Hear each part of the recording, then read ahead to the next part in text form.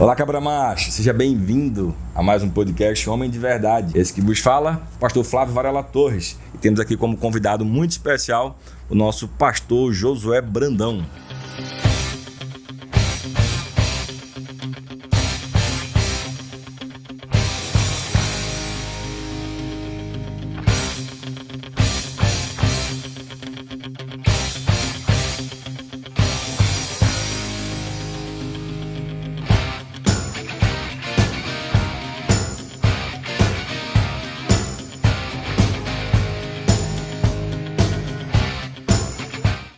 Um cabra macho. Pastor Josué dispensa comentários, ele é conferencista, ele é professor, ele é pastor de igreja, né? E hoje temos o prazer de poder estar entrevistando ele aqui no nosso podcast. E o tema macro aqui desse nosso podcast é masculinidade, né? Nesse mundo de hoje, como essa questão central aí da Bíblia, né? Como é que o senhor enxerga hoje esse nosso papel como homem nesse mundo de hoje? Bom, queridos, Deus abençoe vocês. Uma alegria estarmos juntos para esse bate-papo para homens, sobre homens e com os homens. E aí, como eu enxergo o papel do homem à luz das Sagradas Escrituras nesse tempo controverso que nós estamos vivendo? Bom, no meu modo de entender, as Escrituras definem muito bem o papel do homem na sociedade, no ambiente da família, no ambiente do trabalho, na comunidade como um todo, estabelecendo o propósito para o qual ele foi criado. E quando a Bíblia estabelece o propósito, ela estabelece o lugar.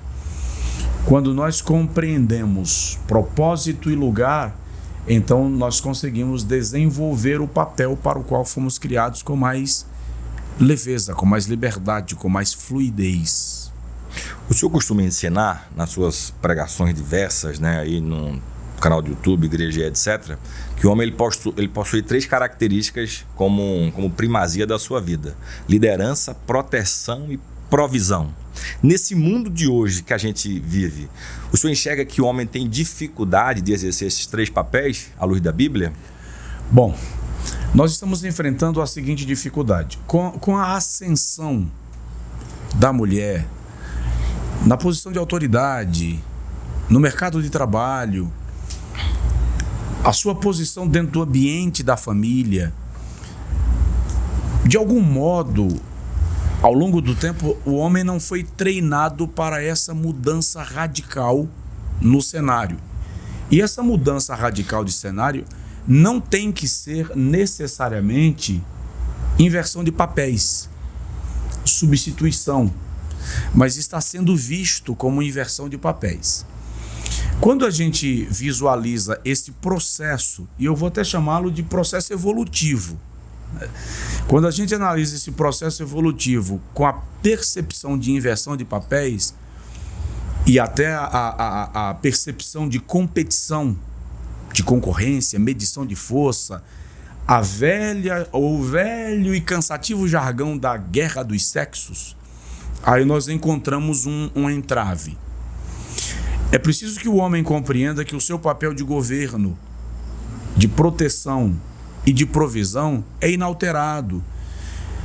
Não importa o quanto o mundo mude, evolua, não importa o quanto a mulher ascenda no seu papel enquanto mulher, o homem continua precisando preservar a sua consciência e concepção de governo, de proteção e de provisão. E a gente pode falar disso um pouco mais, né? Pastor, vamos complicar um pouco, né? Os nossos ouvintes aí, eles querem aprender, com certeza, com essa figura aí que é o nosso pastor Josué.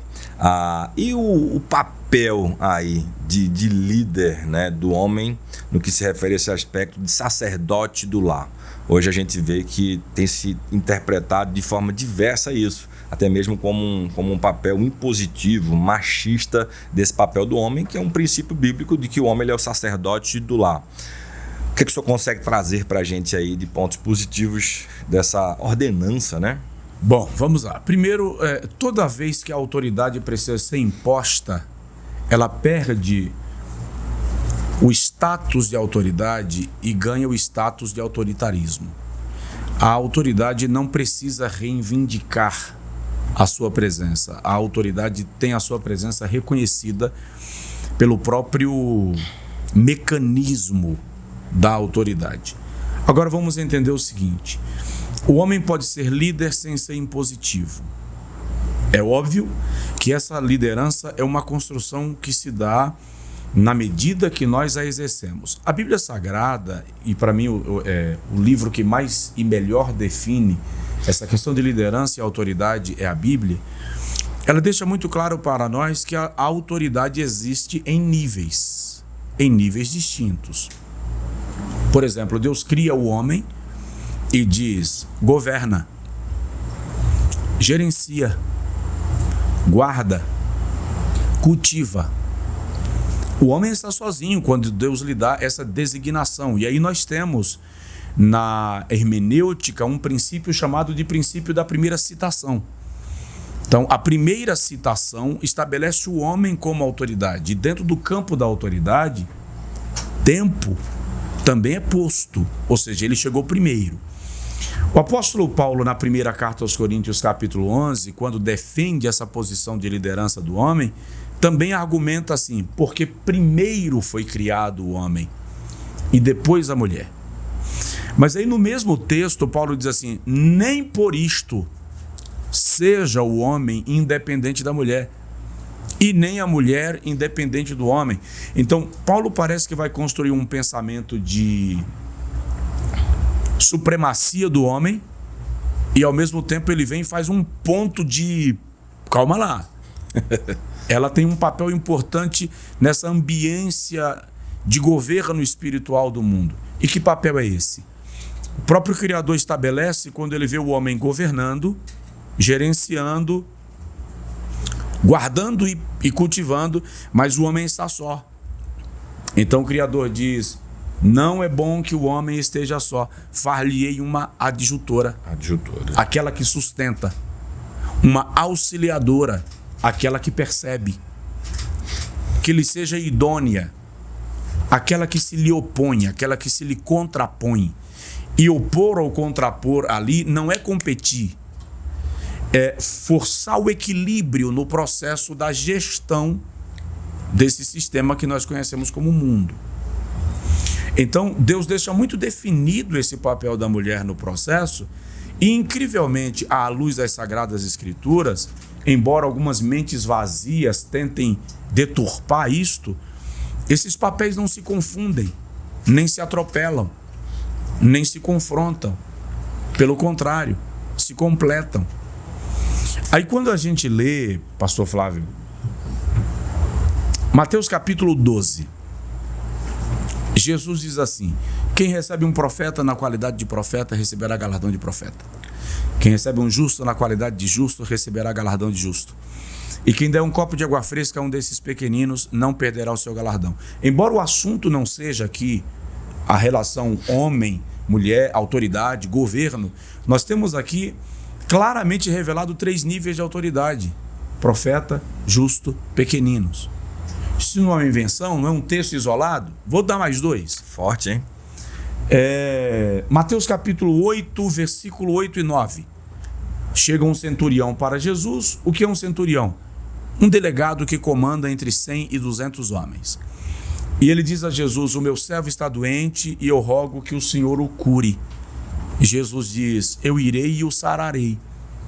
O centurião diz: eu não sou digno de que entres na minha casa, mas se tu disseres uma palavra, o meu criado sarará. Aí ele diz a Jesus: eu sou autoridade, um nível. Estou debaixo de autoridade, outro nível. E tenho homens abaixo da minha autoridade. Ele falou de 3 níveis de autoridade. Salmo 133. O salmista diz: ó quão bom e quão suave é que os irmãos vivam em união. É como óleo precioso sobre a cabeça. Primeiro nível de autoridade. Que desce sobre a barba. Segundo nível de autoridade. E que desce a orla das vestes. Terceiro nível de autoridade. Paulo diz aos Coríntios: uma é a glória do sol. Primeiro nível de autoridade. Outra é a glória da lua. Segundo nível de autoridade. E outra é a glória das estrelas. Terceiro nível de autoridade. Essas autoridades não se confundem, não se confrontam nem se atropelam, se completam. Se nós compreendermos nessa perspectiva o papel de liderança do homem e compreender dentro desta perspectiva bíblica o papel de autoridade da mulher e dos filhos no ambiente do lar, nós não teremos confrontações ou confrontamentos. Pelo contrário, nós nos completaremos para que esta convivência seja harmoniosa, perfeita, agradável e sim, governamental. Tem um texto muito conhecido de Efésios, né, do capítulo 5, e a gente tem ali no transcorrer uma dicotomia que é muito discutida até hoje, né? A gente vê ali o homem como cabeça, sim, e a mulher se submeter nesse cabeça, e também tem aquela outra vertente onde o homem ele vai ter que amar a mulher, né? E se necessário, assim como Cristo morreu pela igreja, ele vai ter que também morrer pela sua esposa. A gente tem um peso de balança aí em relação à responsabilidade, ou existe uma igualdade nesse campo aí de marido e mulher? A antropologia prova que nas cavernas, no tempo primitivo, que o homem morava em ocas, em cabanas, em cavernas, e portanto ele estava tremendamente vulnerável ao ataque dos predadores. Normalmente o homem sentava de frente para a entrada da caverna, da oca ou da cabana. A mulher e a sua prole sentava de costas para a entrada, ele de frente. Por quê? Porque ele estaria na condição de perceber a chegada do perigo, para então proteger tanto a sua mulher quanto a sua cria, a sua prole. Dentro dessa perspectiva, se compreende que no desenvolvimento da humanidade, se a mulher e os filhos correm perigo, quem primeiro vai à linha de frente de guerra é o homem. É ele quem se sacrifica por ela e por eles, mesmo porque eles são a continuidade da sua existência. Dentro dessa perspectiva, se eles vivem, ele vive. Então, numa situação em que ele e ela correm perigo, o primeiro a partir para o confronto é ele. Aí vem o conceito de se entregar por ela, o conceito de amor que sacrifica. Se porventura ele não ultrapassar o perigo e for consumido pelo predador, aí sim ela vai brigar pela cria, para salvar a descendência, para salvar a prole. Então, dentro dessa perspectiva, ainda que haja conceito de igualdade, de importância, essa igualdade não confunde papel. O papel dele é protegê-la e proteger a sua descendência. O papel dela, proteger a descendência, proteger as costas dele enquanto ele cuida Mas a prioridade dela nesse universo é cuidar da sua cria para que a descendência dele seja preservada. E nisto, ela está cumprindo o seu papel de proteção. Forte, hein? Tem que ser cabra macho mesmo, poder proteger toda a família, né? Exatamente. Você deve estar aí em casa sem entender nada dessas nossas brincadeiras aqui em relação ao cabra macho. A gente está gravando esse podcast aqui no meio da nossa conferência Homem de Verdade, que tem por tema cabra macho, né? Então, você que nos assiste precisa ser um homem de verdade, cabra macho, que preserve os valores aí, tá bom? De homem segundo a palavra de Deus, tá? Pastor, conselhos que o senhor pode deixar para a nossa geração. Hoje a gente tem visto que os homens parece que não querem mais ter essa posição de homem. Eles preferem hoje assumir uma postura de estar em casa submissos ali pelas mulheres. Muitas vezes não querem mais nem trabalhar fora, preferem os serviços aí de casa. Tem até alguns nomes modernos que eu não vou usar aqui hoje, tá certo? Porque eu não sei a hora que você vai assistir esse programa, né? Mas deixa alguns conselhos aí para esses homens. Bom, vamos lá. Algumas dicas. Não mande. Comande. Qual a diferença de mandar para comandar? Pastor, repete aí para o povo poder aprender. Cabra macho, hein? Vamos lá. Não mande. Comande. Qual a diferença de mandar para comandar? Quem manda, manda sozinho. Quem comanda, manda com mais alguém. Então, exerça autoridade e liderança na família, na empresa, na vida, permitindo que os outros cumpram seu papel. Esse é um aspecto. Um outro aspecto. Desenvolva interdependência. Nunca diga à sua mulher, aos seus filhos, aos seus amigos, aos seus colegas de trabalho, que você não precisa deles. Porque nós precisamos uns dos outros. Terceiro, o conselho de Davi a Salomão. Seja homem. Davi está perto de morrer, ele olha para Salomão e diz, seja homem. O conceito ali é, cumpre o teu papel, faz o que precisa ser feito. O fato de a mulher ter ingressado no mercado de trabalho não é e jamais será o argumento para que o homem cultive a preguiça como modelo e estilo de vida. O fato de descobrirmos que ela tem um papel de autoridade dentro do cumprimento da sua missão, seja na família, na comunidade, na sociedade, na política, na polícia, no mundo corporativo, não anula a concepção de que ele precisa exercer governo e governança. Na verdade, pastor Flávio, toda mulher saudável admira um homem que exerce governo. Ela rejeita o homem que exerce autoritarismo, porque o autoritarismo oprime, achata, anula a pessoalidade. Mas toda mulher saudável, espiritualmente, mentalmente, emocionalmente saudável, admira um homem que exerce governo e quer que o seu marido, a moça, a menina, admira o pai que exerce governo. Então, é preciso abdicar dessa ideia de uma modernidade que nos torna apáticos, que nos torna inertes, dementes, e continuar com, eu vou usar esse termo, garra, que nos leva a cumprir o papel para o qual fomos estabelecidos. Mesmo porque, me ouça o cabra macho que está em casa, se você não cumprir o seu papel de governança, de liderança e de provedor, e provedor, pelo amor de Deus, esquece da ideia de que provedor é quem coloca a comida em casa exclusivamente. Eu sou o provedor da casa, eu boto a comida na mesa. Se o conceito cumprir meu papel. Cumprir meu papel. Se o conceito de provisão e provimento se resumir a comida na mesa, amigo, a mulher vai dizer assim, tchau, eu também sei botar comida na mesa, eu sei fazer feira, eu sei onde vende pão. A ideia de provisão aqui inclui a nutrição emocional, psicológica,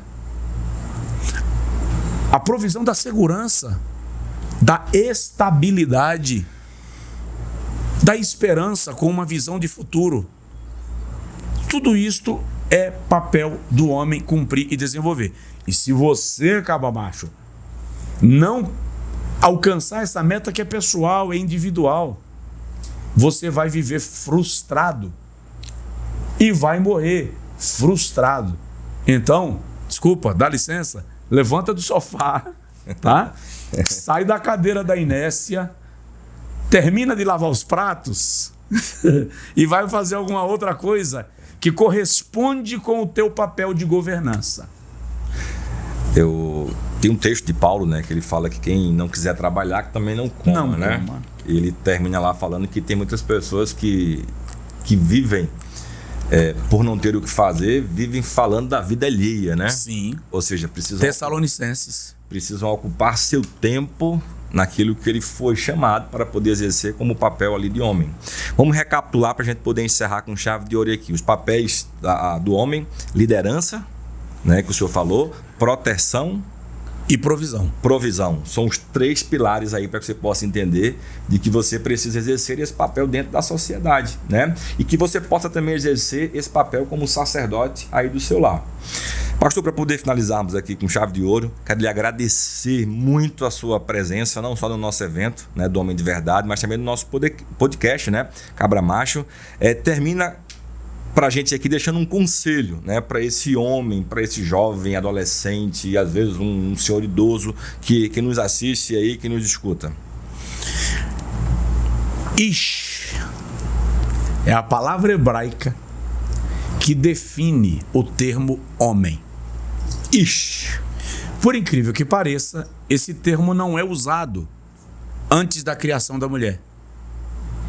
Antes da criação da mulher, o termo usado é Adam. Adão. Depois da criação da mulher é que você vê então o texto trazer o conceito de hombridade, de homem para Adão.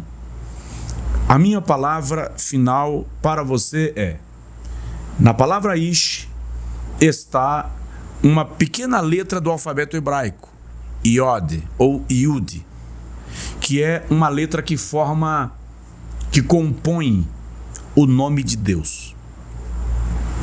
Interessante que Isha é a palavra hebraica para o nome mulher. E na palavra Isha está uma outra letrinha, Rei, que também compõe o nome de Deus dentro do contexto primitivo do Antigo Testamento, que seria Yod Rei. Então, quando homem e mulher se unem num propósito de cumprir o seu papel para o fortalecimento da sociedade, da família, da igreja, a assinatura de Deus confirma o objeto e o propósito da criação. Muito bom. Assim que sejamos homens. Deus abençoe a todos e até a próxima.